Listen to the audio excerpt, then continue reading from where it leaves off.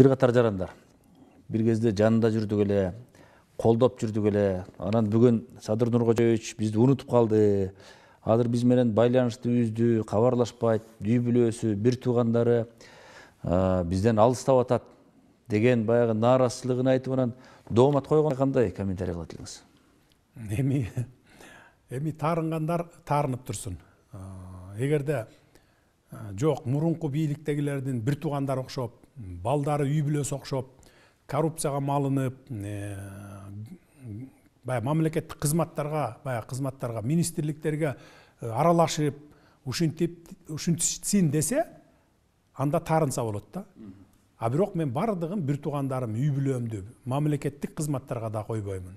Жанагындай кызматка коюу боюнча дагы кийлигишүүсүн, жанагындай мамлекеттик майлуу орундардан соруп, чөнтөгүнө соруп отургандын бардыгын запрет койгон.